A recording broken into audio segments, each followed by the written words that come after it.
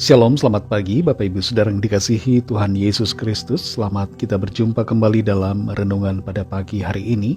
Kita bersyukur kepada Tuhan yang baik, yang selalu mengasihi dan menyertai kita hari lepas hari sampai pada saat ini. Sebelum kita memulai aktivitas kita akan mendengarkan firman Tuhan, dan untuk itu mari kita berdoa. Bapa Surgawi, Bapa dalam nama Tuhan Yesus Kristus, Tuhan dan Allah kami yang hidup dan berkuasa, Tuhan pencipta segalanya, kami bersyukur untuk kemurahan-Mu, kasih karunia-Mu yang telah Tuhan limpahkan atas kami. Kami bersyukur untuk hari baru, di mana Tuhan memberikan kami lagi kesempatan. Saat ini kami mau mendengarkan kebenaran firman-Mu. Urapilah kami Tuhan, supaya kami mengerti dan mentaati akan setiap kehendak-Mu. Dalam nama Tuhan Yesus kami berdoa. Haleluya, amin. Saudara yang dikasih Tuhan, ayat firman Tuhan saat ini terdapat dalam kitab Imamat pasal 7, ayat 2, ayat 5, dan ayat yang ke-6. Tertulis demikian. Di tempat orang menyembelih korban bakaran, disitulah harus disembelih korban penebus salah, dan darahnya haruslah disiramkan pada mezbah itu sekelilingnya. Haruslah imam membakar semuanya itu di atas mezbah sebagai korban api-apian bagi Tuhan. Itulah korban penebus salah. Setiap laki-laki di antara para imam haruslah memakannya. Haruslah itu dimakan di suatu tempat yang kudus. Itulah bagian maha kudus. Saudara yang dikasih Tuhan, tidak ada jalan pengampunan selain di dalam Tuhan Yesus Kristus. Setiap kali kita mengikuti perjamuan kudus, kita mengingat akan pengorbanan Kristus. Perjamuan kudus bukan hanya sekedar suatu rutinitas biasa, tapi suatu sakramen yang kudus, di mana kita mengalami persekutuan dengan tubuh dan darahnya, dengan kematian dan kebangkitannya. Setiap kali kita mengikuti perjamuan kudus, di mana kita memakan roti dan meminum anggur perjamuan, kita perlu menyadari dan mengerti bahwa Tuhan Yesus telah berkorban bagi kita untuk pengampunan, penebusan, dan untuk keselamatan kita. Di dalam Imamat 7 ayat 2, ayat 5-6 ini kita sudah membaca bagaimana Tuhan memberikan aturan agar umat Tuhan memberikan korban penebus salah. Setiap kesalahan, setiap dosa, sebenarnya upahnya adalah maut. Tapi di sini Tuhan menyatakan bahwa ada jalan untuk pengampunan. Jalan untuk mendapatkan pengampunan itu adalah melalui korban penebusan dosa, korban penebus salah.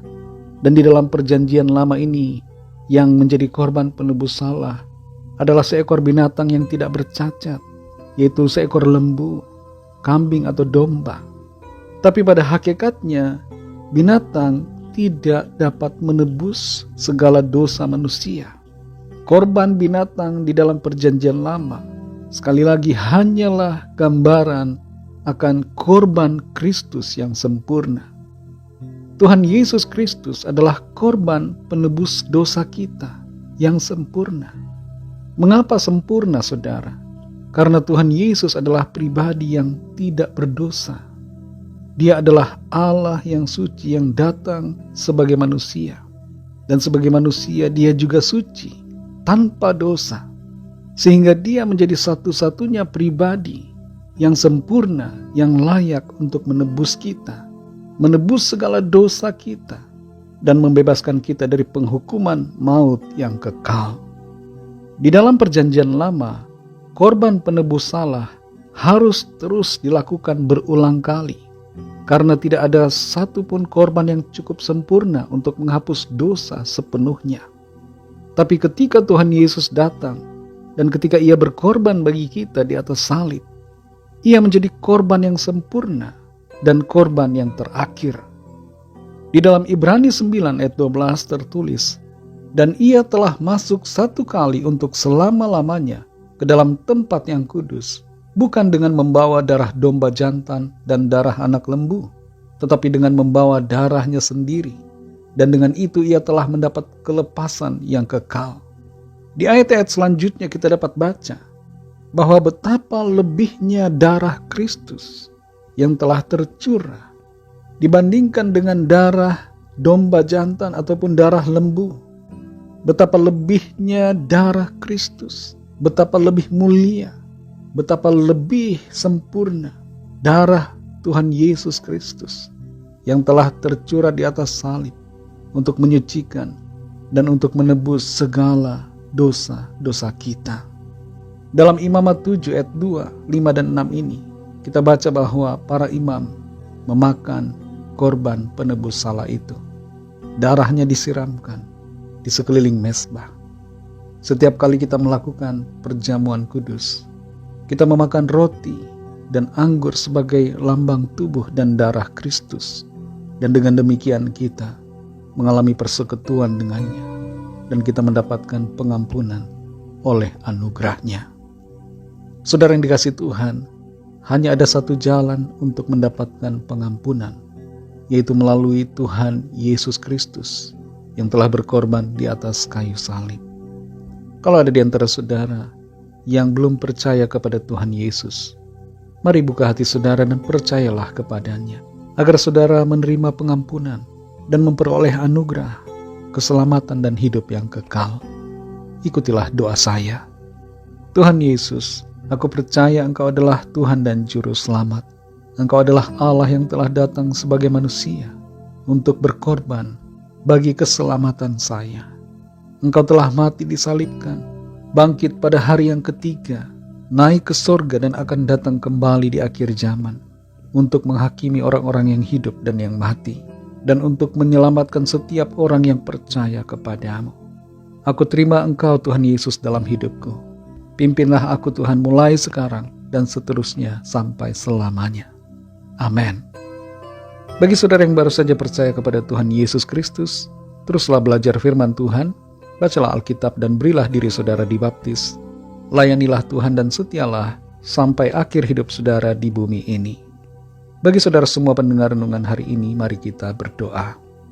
Kami bersyukur Tuhan untuk kasih karunia-Mu, pengorbanan-Mu di atas salib yang telah menebus kami dari segala dosa dan membebaskan kami dari penghukuman maut yang kekal. Ajar kami Tuhan untuk selalu menghargai akan pengorbanan-Mu dan hidup selalu dalam kasih karunia-Mu, senantiasa mentaati, mengasihi, dan setia selalu kepadamu. Pimpin kami Tuhan di sepanjang hari ini dalam segala tugas aktivitas kami. Jadikan kami berhasil dan berkemenangan, serta menjadi berkat dan terang dimanapun kami berada. Kami berdoa bagi yang sakit dan yang sedang dalam pergumulan. Lawatlah ya Tuhan, nyatakan kuasa, pertolongan dan mujizat-Mu bagi setiap kami. Kami serahkan semua ke dalam tangan kasih-Mu. Dalam nama Tuhan Yesus Kristus, kami sudah berdoa dan mengucap syukur. Haleluya. Mari sama-sama kita berdoa doa Bapa kami. Bapa kami yang di sorga, dikuduskanlah nama-Mu, datanglah kerajaan-Mu, jadilah kehendak-Mu di bumi seperti di sorga. Berikanlah kami pada hari ini makanan kami yang secukupnya, dan ampunilah kami akan kesalahan kami, seperti kami juga mengampuni orang yang bersalah kepada kami. Dan janganlah membawa kami ke dalam pencobaan, tetapi lepaskanlah kami daripada yang jahat, karena Engkaulah yang punya kerajaan, dan kuasa dan kemuliaan, sampai selama-lamanya. Amin. Terimalah berkat Tuhan. Tuhan memberkati engkau dan melindungi engkau. Tuhan menyinari engkau dengan wajah-Nya dan memberikan kasih karunia. Tuhan menghadapkan wajah-Nya kepadamu dan memberikan damai sejahtera. Berkat anugerah dari Allah Bapa, kasih karunia dari Tuhan Yesus Kristus, dalam persekutuan dengan Allah Roh Kudus, menyertai kita semua sekarang ini dan sampai Maranatha Tuhan Yesus datang kembali, dan bahkan sampai selama-lamanya. Dalam berkat nama Tuhan Yesus Kristus. Haleluya. Amin. Puji Tuhan, saudara yang dikasihi Tuhan, saya percaya firman Tuhan menjadi berkat dan kekuatan buat saudara semua, dan Roh Kudus akan menolong saudara untuk lebih lagi memahami kebenaran firman Tuhan dan hidup selalu dalam kemenangan. Tuhan Yesus memberkati saudara semua. Selamat beraktivitas dan sampai jumpa dalam renungan yang berikutnya. Haleluya.